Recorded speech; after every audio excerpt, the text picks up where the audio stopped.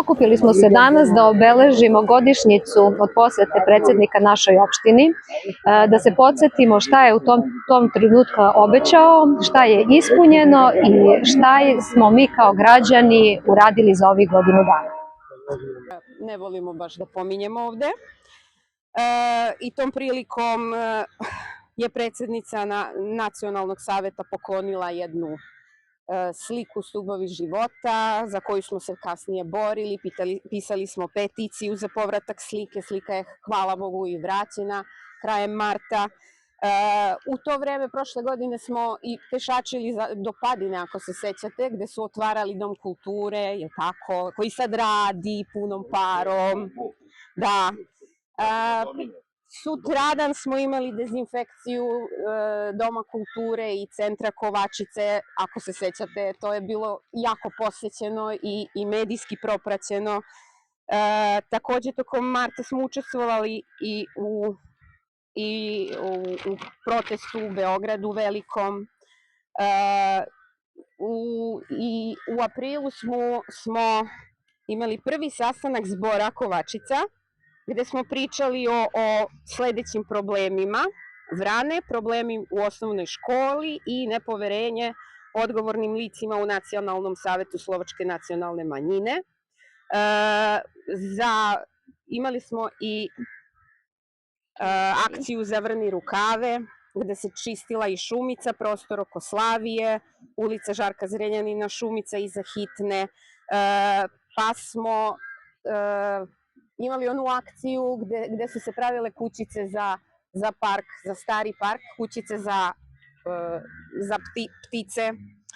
Pa smo u maju imali protest kod Bandere, pisali smo svima, predsedniku opštine, Nacionalnom savetu, Matici Slovačkoj, ambasadi, ombudsmanima i sve, i nismo ništa baš nešto postigli. Evo već godinu dana kako neki od nas nemaju kablovsku.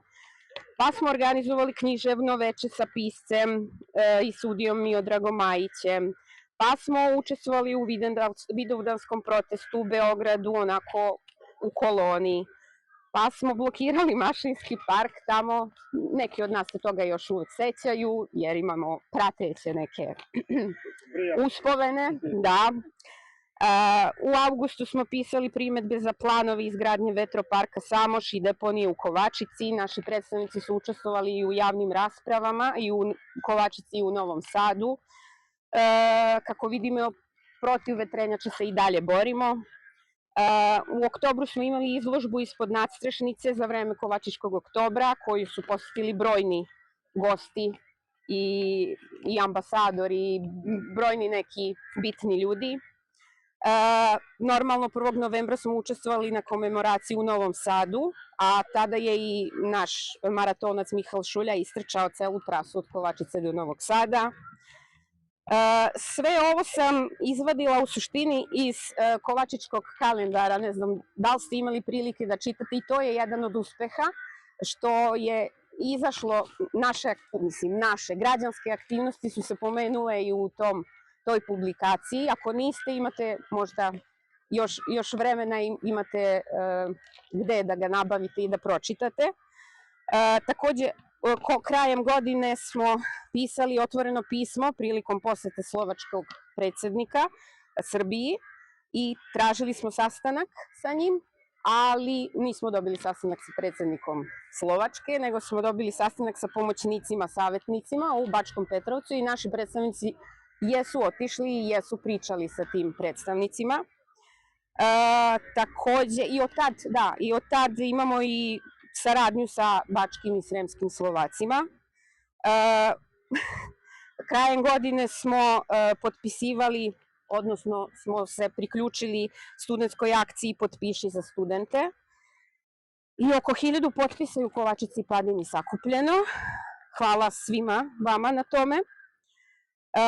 I sad, početkom godine, smo pričali sa novinarima iz Evropske unije o prilikama u Vojvodini, u našoj slovačkoj manjini i slično, i izašli su članci. To ćemo sad proslediti i na grupu da pročitate, ali na engleskom je.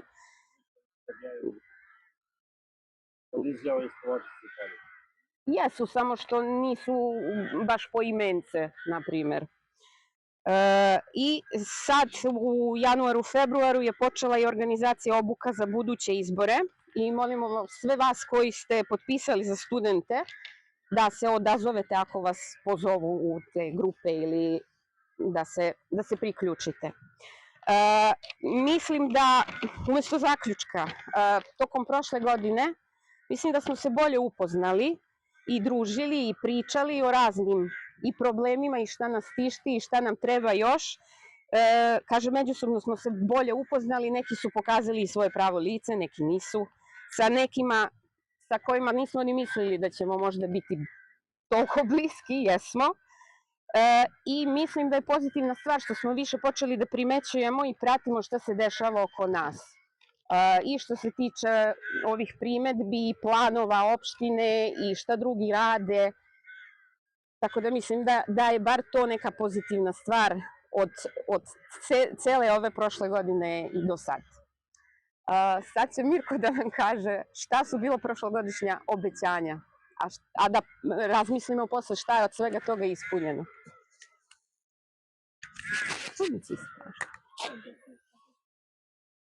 Godinu dana obećanja. Pred tačno godinu dana, na današnji dan, 8. marta, u Domu kulture ovde u Kovačici održan je govor i predstavljena su velika obećanja. Pričalo se o projektima, ulaganjima, razvoju, o tome kako će naše mesto dobiti nove sadržaje i kako će se mnoge stvari konačno pokrenuti. Tada su se pominjali razni planovi i teme, uređenje parka, novi projekti za Kovačicu, ulaganja u razvoj koji su predstavljeni kao nešto što samo što nije počelo. Mi tada nismo bili u Domu kulture, bili smo tamo, ali danas smo ovde godinu dana kasnije. I zato postavljamo jedno jednostavno pitanje. Gde su ta obećanja danas? Gde su projekti o kojima se govorilo? Gde su radovi koji su trebali da počnu? Gde je sve ono što je tada predstavljeno kao skoro pa gotova stvar? Godinu dana je prošlo. Mi smo tražili po Kovačici, tražili smo po ulicama, tražili smo po parku, ali izgleda da ti projekti da su nestali brže nego što je obećano. Ono što je ostalo su fotografije, snimci i govori. Ostale su lepe reči izgovorene pred ljudima koji su tada došli da slušaju. Zato smo se danas okupili da ta obećanja ponovo pročitamo, da ih podsjetimo, ne zato što uživamo u tome, nego zato što to neko mora. Jer obećanja data građanima nisu reklama za jedan dan, ona bi trebalo da budu obaveza. A kada obećanja ostanu prazna, ljudi imaju pravo da pitaju i imaju pravo da kažu dosta je bilo slikanja, dosta je bilo priča. Kovačica ne treba još jedno obećanje. Kovačici treba ono što je već obećano. Obećani su pod 1. 54 zvižde i pište. To je ispunjeno prošle godine. Sad nas je ovdje 30-ak. Ne pištimo, ali tu smo. Drugo, stambeni krediti za mlade od 20 do 36 godina. Treće, put Kovačica-Padina. 4. Ukidanje plata profesorima u blokadi. 5. Gasifikacija. Recimo da je tu negde. Bar jedno. 6. Saniranje deponije u Samošu. Traženo 4 miliona evra. 7. Izložba slikara na Expo. Ostaje da se vidi. 8. Finansiranje udruženja slikara iz budžeta. 9. Semafor ili kružni tok u Kovačici na raskrsnici JNA i Brasta jedinstva. 10. Kanalizacija u ulici Janka Bulika. Ostale ulice nisu spomenute. 11. Zakis tražio da predsednik promeni dioptriju. 12. U Idvoru njih 20 blokira ljudi koji nikad nisu uradili. Problem je što su bogati, ne znam ja što je bilo tad izrečeno. 13. Postavljanje bankomata u Idvoru i Samošu. 14. Dom kulture u Padini gotov do marta ove godine. I 15. Naziv autoputa po Mihajlu Idvorskom Pupinu. Ovo su obećanja, a procenite sami koliko njih je ispunjeno i da li će neka biti i ova nova što su nedavno donešena, da li će i ona biti. Hvala. Što se tiče studentskog pokreta i ono što smo krenuli, što smo potpisivali tu na 10 metara od mene, trebalo bi da prihvatite svi one zahteve za šta god ste se vi prijavili, da li ćete biti u mobilnom timu, ili ćete biti kod kutija ili nešto treće, ali vrlo je bitno da prihvatite te zahteve koje su vam slate na Viber grupu. Kakvo je tvoje mišljenje za ovih godinu dana? Da li smo nešto postigli, da li se nešto promenilo, da li ima izgleda da će biti bolje? Naravno, ja mislim da smo shvatili poslednjih godinu dana da samo zajedno možemo da postignemo. Znači da svi moramo da udružimo sve snage, nema soliranja i jedino na taj način podrškom studentima možemo da postignemo nešto. Svakako da se postiglo nešto, ali to nešto treba i dalje nastaviti i treba ovo zaterati do kraja. Hvala. Može i to. Jako ste to dobro zamislili i totalno vas podržavam. Trebaju samo dobri gosti i ništa. Baš mi je drago. Nadam se da Nemojte ćemo... više od 10-15 minuta, nemaju ljudi živaca da slušaju više. Pa mora, ima mnogo toga da se kaže. Sve to spada. Mogu samo da kažem da je poljoprivrednicima u Kovačici jako dobro i da nema problema kod nas. Aha, Da mi ni ne izlazimo ni na zato je, protest, da. ni ništa. Jako je super i odlično. Da, čim se ne izlazi znači da im je dobro, ali tako? Tako stoje stvar. Pogotovo je dobro oni koji su išli sa dotičnim glavešinama na dogovore na lokacije koje nisu namenjene za dogovore, a tiču se zajedničkih zahteva dva udruženja poljoprivrednika i ekološkog pokreta, tri udruženja poljoprivrednika iz ove opštine i ekološkog pokreta Padina, tako da verovatno njima super. A da li ima nekih poboljšanja za poljoprivredu u ovih godinu dana ili nema ništa? Sve je to mrtvo slovo na papiru. Znači ništa. Mogu ja.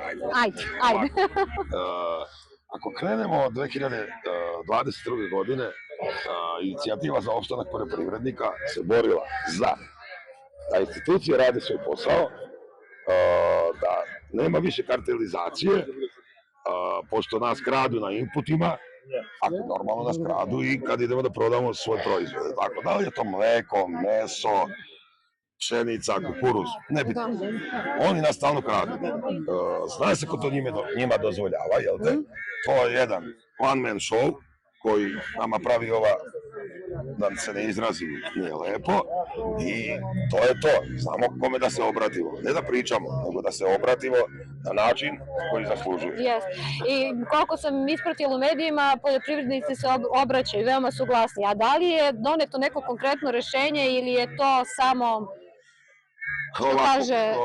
Poljoprivrednici su neki entuzijasti koji ajde mi se bit će bolje, odidemo mi tamo, nešto se s njima ispričamo dok oni nam to obećaju pa ćemo mi to da guramo.